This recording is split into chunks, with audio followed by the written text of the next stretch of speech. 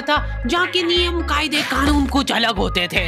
इस जेल के कैदी डेली अपने घर से बस्ता टांग के यहाँ पे आते हैं दिहाड़ी करने। कई माँ बाप उनके बच्चों को खुद इस जेल में फेंक के जाते हैं ताकि उनका बच्चा जिंदगी में एक सक्सेसफुल दिहाड़ बन सके। दरिंदे रोक दे बच्चा। मैं अपनी दिहाड़ी करने वैन से जाता था। हमारी वैन वाले ड्राइवर का नाम था भैया जी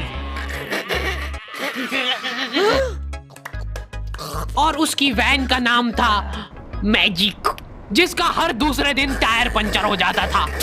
बच्चे लोग स्कूल जाके पढ़ना सीखे ना सीखे टायर पंचर बनाना जरूर सीख जाते थे।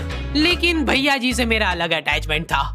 उनसे मेरे को दिल से नफरत थी। ये आदमी सुबह 5 बजे आके मेरे घर के सामने हॉर्न बजाता था। अरे भैयू, ओए भैयू, जल्दी से तैयार हो जा बेटा, 5 मिनट में निकलना है फटाफट। 9 बजे का स्कूल है यार हमारा।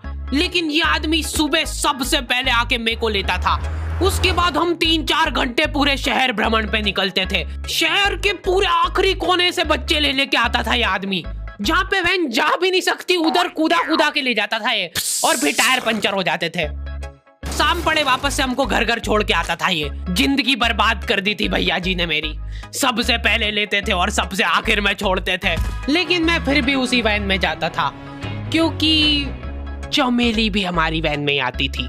और बात यह है कि वो मेरे पास ही बैठती थी, मतलब मजबूरन। उसके पास और कोई ऑप्शन ही नहीं बचता था और मैं बचाता भी नहीं था। मैं घर पे जाते से जो 2-3 घंटे मेरे को सोने के लिए मिलते थे उसमें सोता नहीं था और मैं प्लानिंग करता था कि कैसे चमेली सिर्फ मेरे पास बैठे। चमेली सबसे आखिर में आती थी और मैं सबसे पहले सुनसान वैन में चढ़ के बस्ता अपने पास में रख के और फसर के सो जाता था। बाकी सारे बच्चे अपना बस्ता गोदी में रखते थे क्योंकि तुम्हारे बाप की वैन नहीं है, मतलब मेरे भी नहीं थी। पर मेरे ऊपर भैया जी को तरस आ जाता था कि बेचारा 5 बजे से आया है, तो वो सोने देते थे।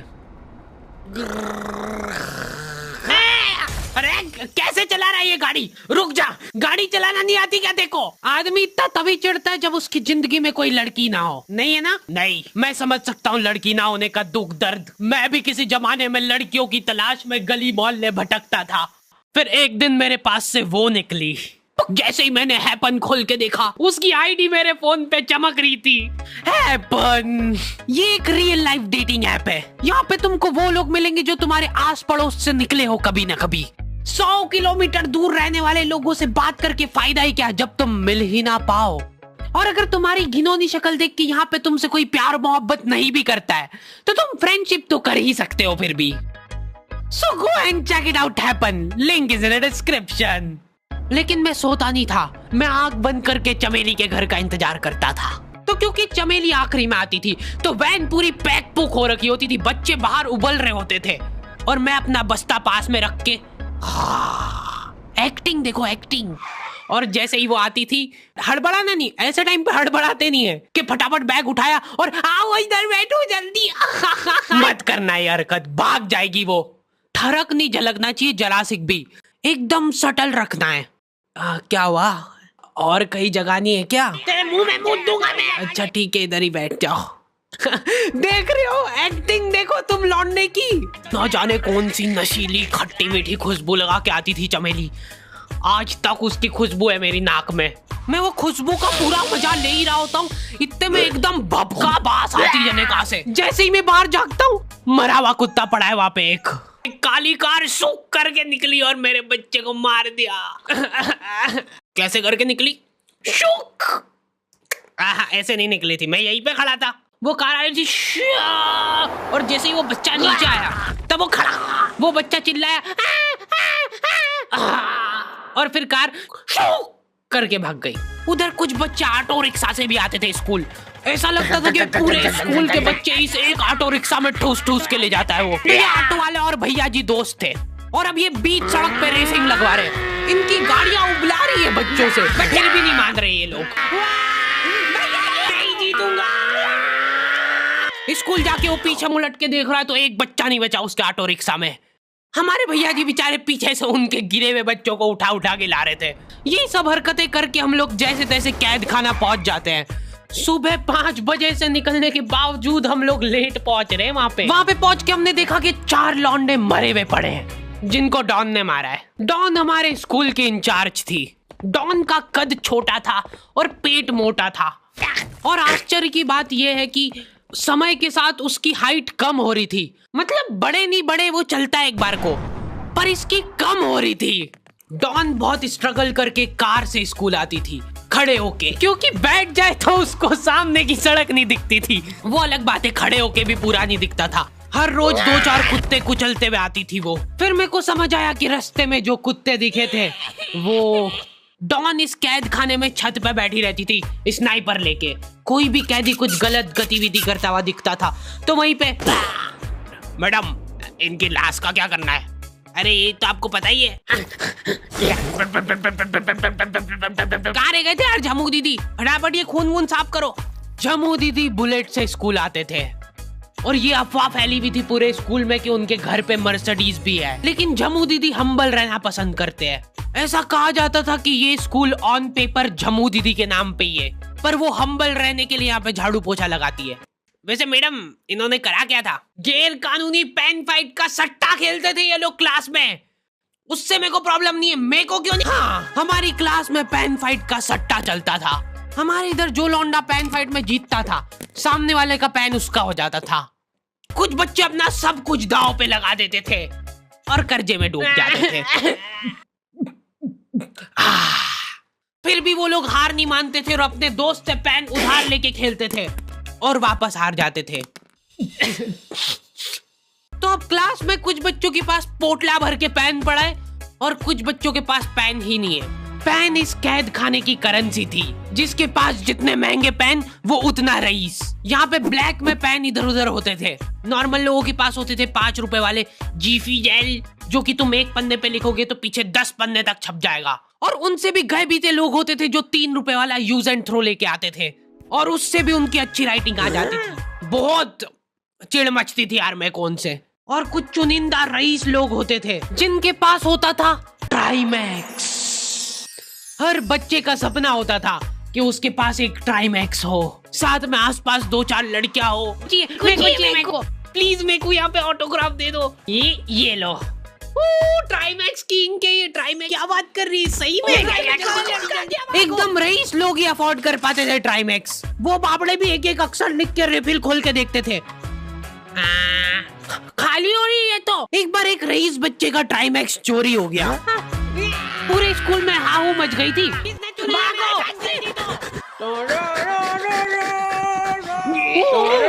देखो, उस दिन हमको पता चला कि वो आदमी दौड़ भी सकता है। हमारे स्कूल में कुछ भी कांड हो रहा है, ये आदमी सबसे पहले दौड़ के आएगा, पूरा बैग खोल चोर, और बच्चों के बैग चेक करेगा। स्कूल वालों को भी इसकी सैलरी देते वक्त सबसे ज्यादा आग खरती है। सैलरी किस चीज की? इस आदमी की शक्ल देख के ऐसा लगता था कि ये स्पोर्ट्स की आड़ में वैन वालों के साथ मिलके बच्चों की स्मगलिंग करता है। इस महान आदमी का नाम था भूषण। इसने अपनी जांग पे टैटू करा रखा था, भू अलग जांग पे, सड़ अलग जांग पे। सर कल से खो खो खेलने के लिए कितनी बजे आना है? वो तो बैग चेक करा पहले तू। इन्होंने पूरे कैद खाने के कैदियों को लाइन से खड़ा कर दिया है। पेन हमारी क्लास के बच्चे का गुमा है और पूरे स्कूल में ढूंढ रहे हैं लोग। आखिरी में पता चलता है कि वो बच्चा घर पे भूल के आ गया था उसका पेन। सॉरी बेटा, एक फेट में मुंह देगा।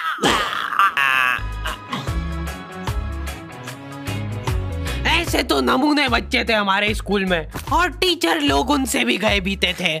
हमारे स्कूल में टीचरों को उनके नाम से कोई जानता ही नहीं है। बच्चों ने उनकी हरकतों के अनुसार टीचरों के नाम रखे हुए। हमारे इंग्लिश वाले टीचर का नाम था छोटा भीम। इससे चिड़चिड़ा आदमी मैंने आज तक नहीं देखा। छोटा भीम की हॉबी थी लड़कों को कूटना। उस बेचारे की हाइट छोटी थी तो बच्चे के मुंह तक उसका हाथ ही नहीं पहुंचता था। बेचारा ऊंचक उचक के मारता था, फिर भी कमर तक ही हाथ पहुंच पाता था उसका। एक पॉइंट पे मेरे को ऐसा लगने लग गया था कि उसको सैलरी लड़कों को कूटने की मिल रही है। कभी किसी बच्चे को बहुत ज्यादा मार दिया, घायल हो गया वो बेचारा, ये लो आपका एक्स्ट्रा बोनस।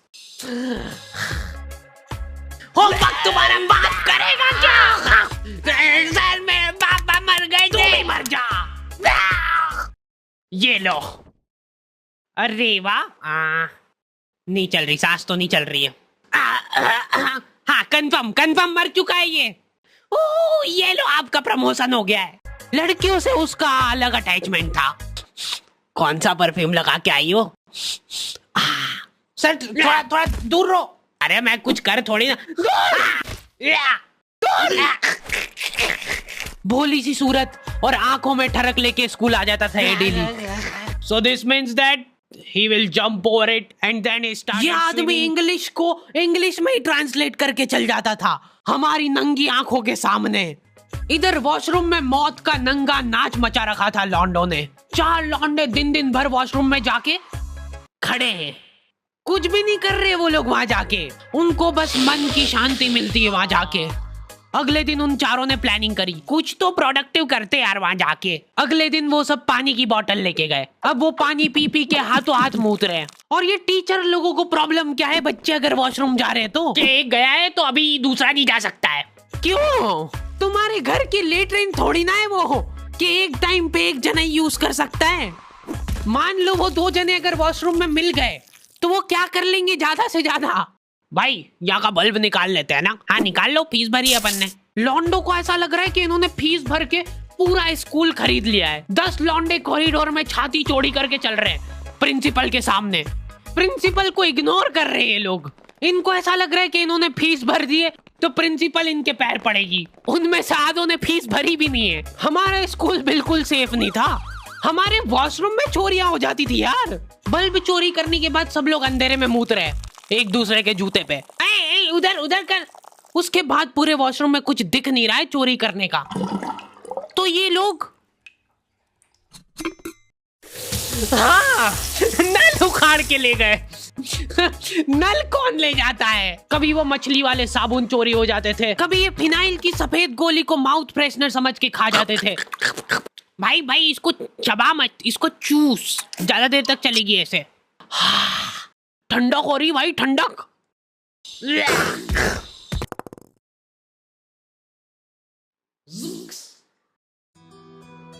ओके तो दी एंड हो चुका है। होपफुली तुम लोगों को ये वीडियो पसंद आई होगी। अब कोई भी रोएगा नहीं। किधर गया? वो मर चुका है। लो भाई तुमको जो चाहिए था ले आया हूँ मैं। अपने दोस्तों को ब्लैकमेल करो उनकी गंदी फोटोज दिखा के कि उनको ये वीडियो मजबूरन देखना पड़े। बाकी अगर तुमको इसका सेकंड पार्ट चाहिए तो 2.5 लाख लाइक्स कर दो फटाफट। और हैपन चेकआउट करना बिल्कुल मत भूलना, लिंक मैंने डिस्क्रिप्शन में डाल दी है। मिलते हैं नेक्स्ट वीडियो में।